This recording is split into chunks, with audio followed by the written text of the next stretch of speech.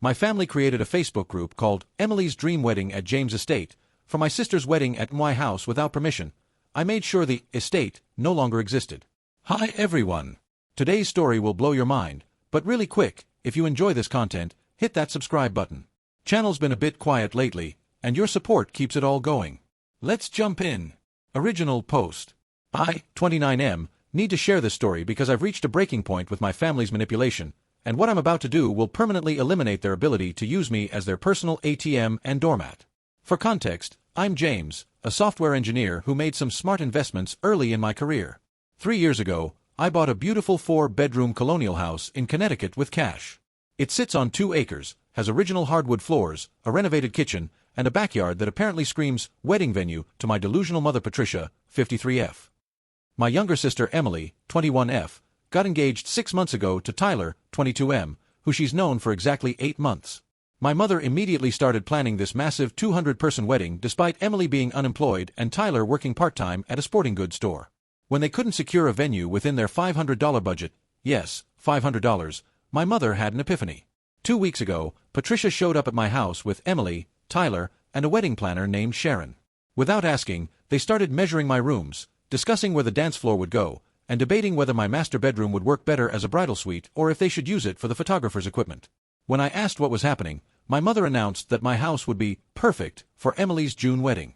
James, family helps family, Patricia said, already directing Sharon to photograph my living room from different angles. You have all this space just for yourself. It's selfish not to share it for your sister's special day. I thought she meant hosting the wedding, which was already presumptuous enough. But then Emily dropped the real bombshell, and afterward, Tyler and I can just move in. Mom says you were planning to travel anyway, so the timing is perfect. You can stay in the guest room when you visit. I stood there, speechless, as Tyler started talking about converting my garage into his gaming room and how they'd need to change the locks for privacy once they moved in. Sharon was taking notes about removing my furniture to make room for rental chairs. My mother was calculating how many people could fit in my backyard for the ceremony. Absolutely not, I said. This is my house. I'm not giving it to anyone. Patricia's face turned red. James, you always were selfish. Your sister deserves a beautiful wedding and a good start in life. You can afford another house. Stop being greedy. Emily started crying on cue. I knew you never loved me. Mom always said you only care about money. Tyler's family thinks you're a terrible brother. Tyler, emboldened by the tears, added, Man, it's just a house. Families should share. My cousin would totally let us use his place. Then use your cousin's place, I said. He lives in a studio apartment, Tyler muttered. The wedding planner, sensing tension, suggested they could rent tables and a dance floor for the backyard, set up a catering tent, and essentially transform my property into a commercial venue. We'll need to remove some trees for parking, Sharon noted, marking up her tablet. And that garden will have to go for the ceremony space. My mother pulled out her phone and started texting. I'm telling everyone in the family about your selfishness. Your aunts will be so disappointed. Remember when Aunt Barbara let us use her beach house for a month? Family helps family, James. That was a vacation rental, and we paid for it, I reminded her. Details, Patricia waved dismissively. The point is, we support each other. I'm scheduling the vendors for June 15th. You have 4 months to prepare yourself emotionally for sharing. Maybe you could use this time to work on your commitment issues. No wonder Jessica left you. Jessica was my ex-fiancée who left because my mother kept trying to plan our life, but that's another story. Emily and Tyler started discussing paint colors for their bedroom while my mother called relatives to share the wonderful news about the wedding venue. Within an hour, my phone was blowing up with messages from family members congratulating me on my generosity and offering decorating suggestions. After they left, I did something I'd been considering for months. I called my insurance agent, Robert, and significantly increased my homeowner's coverage. Then I called my real estate attorney, Michael, and started researching property laws and gift regulations. Finally, I contacted a contractor friend, David, about underground construction projects. You see, 6 months ago, I bought 5 acres of undeveloped land 2 hours north, paying cash under an LLC. I've been slowly building what most people would call a bunker, but I prefer off-grid residence. It has solar power, a well, septic system, and enough supplies to live comfortably for years. The construction was nearly complete, just needed the finishing touches. My family doesn't know about this property. They don't know about most of my assets, actually. They think I'm comfortable, not wealthy. If they knew the truth about my cryptocurrency gains and investment portfolio, their demands would never end. Over the next 2 weeks, I methodically moved everything important to me out of the house. Family photos, the few I cared about, documents, my computer setup, collections, and personal items all went into storage or to the bunker. I replaced expensive items with cheap alternatives from yard sales. I stopped maintaining the garden my mother loved to brag about to her friends. I let the grass grow just a bit too long.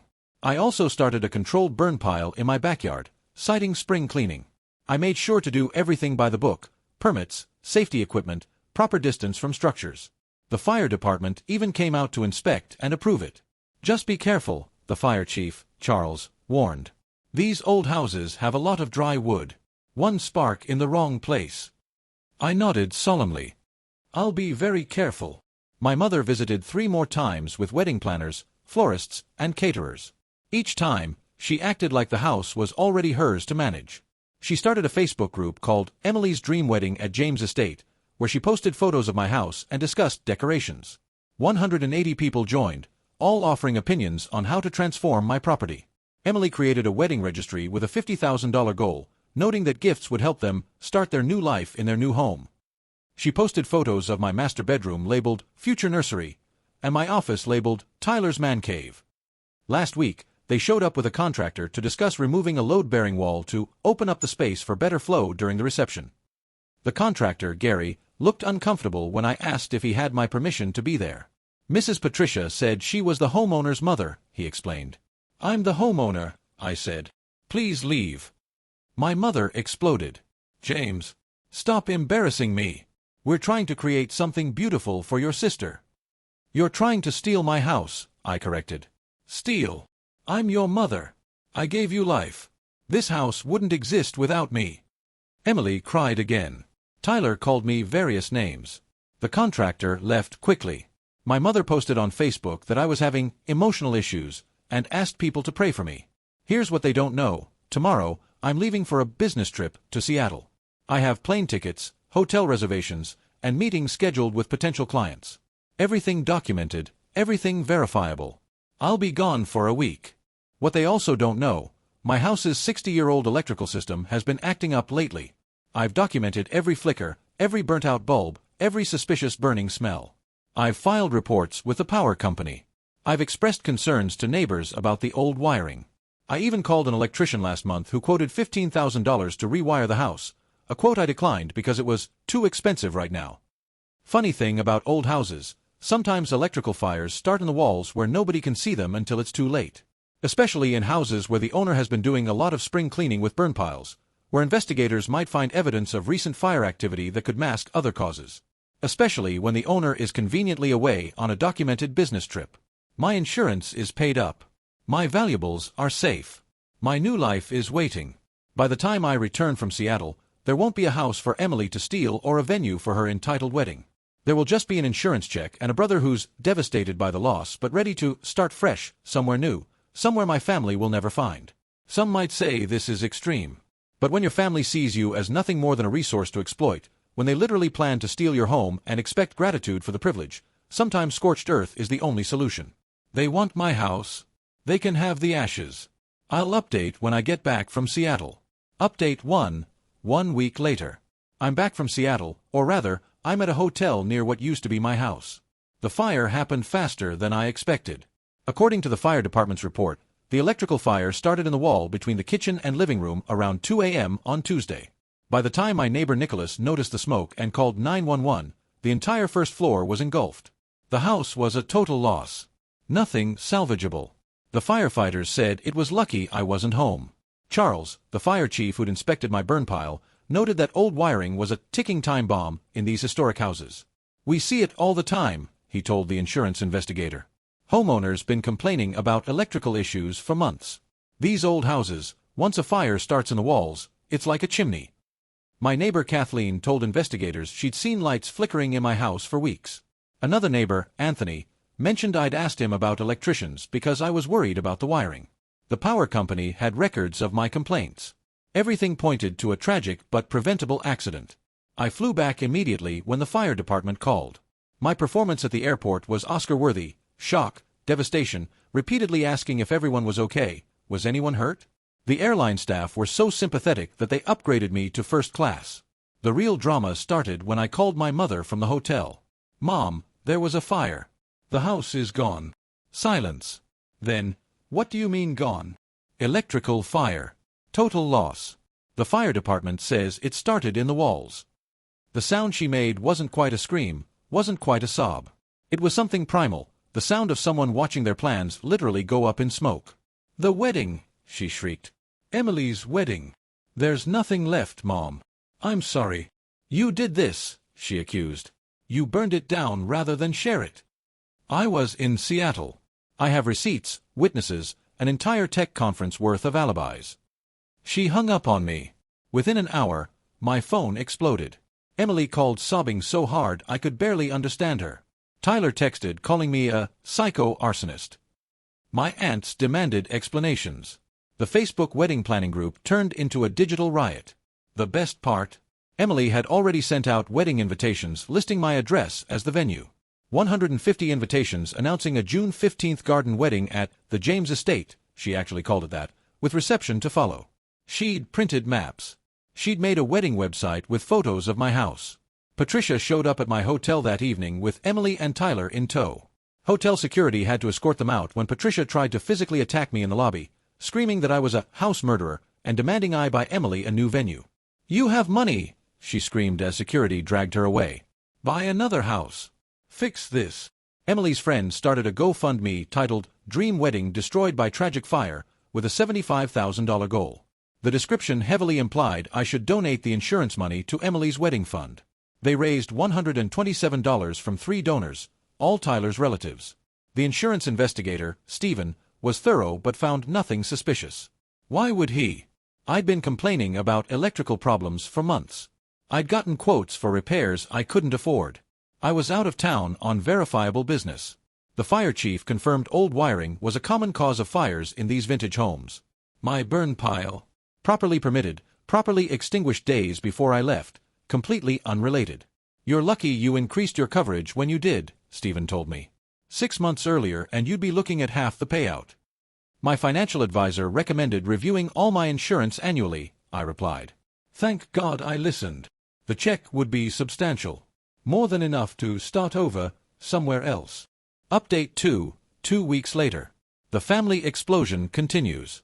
Patricia has told everyone, and I mean everyone, that I deliberately burned down my house to spite Emily. She's called my employer, my ex-girlfriend, my college friends, anyone she could find on social media. "He's a sociopath," she tells anyone who'll listen. "He destroyed a $400,000 house rather than let his sister use it for one day." The irony of her admitting the house value while previously calling me greedy for not giving it away seems lost on her. Emily and Tyler have had to postpone their wedding indefinitely. Without a free venue and free house to live in, they can't afford to get married. Tyler's parents, who were apparently banking on their son moving into my house, are furious. His mother Sandra called me to say I ruined Tyler's future. "Your son is 22 and works part-time," I pointed out. "His future was already questionable." She called me a monster and hung up. The best part? Emily posted a sob story on Reddit's wedding planning subreddit about her evil brother, who burned down his house rather than host her wedding. The responses were not what she expected. "Wait, you expected your brother to give you his house after the wedding? This sounds like fiction. Nobody is this entitled. Your brother dodged a bullet. You sound insufferable. Let me get this straight. You planned a wedding at someone else's house without permission, told people you were moving in afterward, and you're surprised he's upset?" She deleted the post after an hour, but screenshots circulated in the family Facebook group. My cousin Mark, who's a lawyer, privately messaged me, "Dude, your family is insane. If you need legal help keeping them away, let me know." Meanwhile, I've been living in my hotel, actually my bunker, but I maintain the hotel story for appearances. It's peaceful here. No unexpected visits, no manipulation, no demands. I've installed excellent internet, my work-from-home setup is perfect, and I haven't been this relaxed in years. The insurance payout cleared yesterday. It's sitting in my account, a nice 6-figure reminder that sometimes the nuclear option is the right option. Update 3, 1 month later. The family drama has reached new heights. Patricia organized an intervention for my pyromaniac tendencies and invited my extended family. Since I didn't attend, I claimed to be traumatized and seeking therapy out of state. She held it anyway. Apparently, she presented a PowerPoint about my antisocial behavior, dating back to when I was 5 and didn't want to share my Halloween candy with Emily. My Aunt Barbara, the one with the beach house, called me afterward. "Your mother has lost her mind," she said. She actually suggested we all chip in to buy Emily a house since you destroyed hers. I reminded her that it was your house, and Patricia called me a traitor. The family is splitting into camps. Team Patricia believes I'm a dangerous psychopath who burned down my house out of spite. Team Reality recognizes that my family was trying to steal my house and I happened to get lucky with an electrical fire. A third camp, Team Switzerland, just wants everyone to stop talking about it. Emily and Tyler's relationship is crumbling without the promise of a free house. Tyler's been caught on Tinder listing himself as recently single and looking for a woman who owns her own place. Emily posted a cryptic Facebook status about knowing someone's true colors when times get tough. Last week, Patricia tried to sue me for the insurance money. She actually found a lawyer willing to file a lawsuit claiming I owed Emily emotional damages for the deliberate destruction of her wedding venue. The lawyer, Brian, must have been desperate for clients because any first-year law student could see this case was garbage. My lawyer, remember Cousin Mark, responded with a countersuit for harassment, defamation, and intentional infliction of emotional distress. He included screenshots of Patricia's Facebook posts calling me an arsonist, recordings of her voicemails threatening me, and testimonies from neighbors about her showing up at my destroyed house and screaming that I should burn in hell like my house. Patricia dropped her lawsuit immediately. The wedding planning Facebook group has become a war zone. Half the members think I'm Satan incarnate. The other half are sharing popcorn gifs and commenting, "This is better than reality TV." Someone leaked screenshots to a wedding shaming group, and the story went viral. BuzzFeed wrote an article titled, "Bride Expects Brother to Give Her His House, Gets Burned, Literally."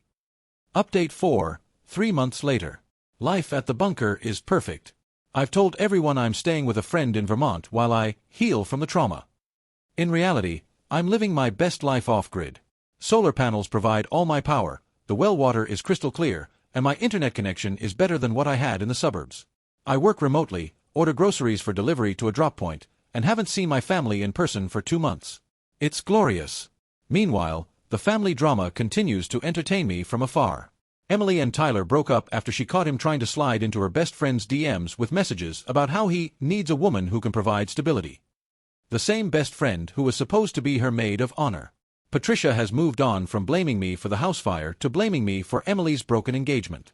According to her latest Facebook rant, if I had just given them my house, Tyler wouldn't have been stressed into infidelity, and Emily would be happily married.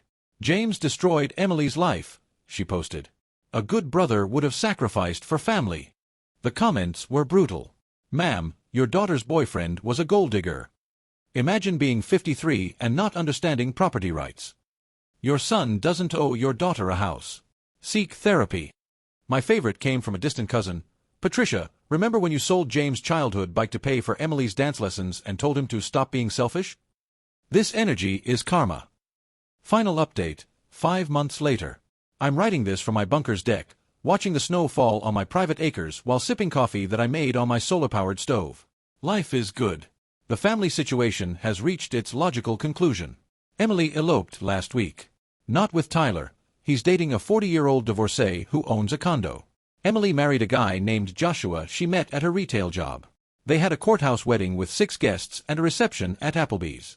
Patricia is devastated. All her dreams of a grand wedding at the James estate, she still calls it that, all her visions of Emily living in my former house, all her plans to be the mother of the bride at the social event of the year gone. "This is all James' fault," she posted on Facebook. "If he hadn't been selfish, Emily would have had her dream wedding." Someone responded, "Your daughter is married. Isn't that what matters?" Patricia blocked them. The insurance money has been well invested. I bought more land adjacent to my bunker through various LLCs. I'm essentially building my own private compound where no one can show up uninvited, measure my rooms, or demand I give them my property. My cousin Mark visited last week. He's the only family member who knows where I am. "You know Patricia tells everyone you're in a psychiatric facility, right?" He laughed. "Good," I replied. "Maybe she'll leave me alone." "She also says the fire was karma and you're now homeless and living under a bridge as punishment for your selfishness." Even better. No point in asking a homeless person for money or property. Mark looked around at my setup. Solar panels, satellite internet, heated floors, fully stocked kitchen, entertainment system, workout room. This is the nicest bridge I've ever seen. Emily reached out last week. First contact in months. I know you probably hate me, her message began, but I wanted you to know I'm sorry. Mom convinced me I deserved your house. I see now how crazy that was. Joshua and I are renting a small apartment, and I finally understand the value of working for what you have. I hope someday we can talk. I haven't responded. Maybe someday, when enough time has passed. But not now. Patricia still posts about the tragedy of the fire and how it destroyed our family. She's created a whole narrative where she's the victim of my selfishness.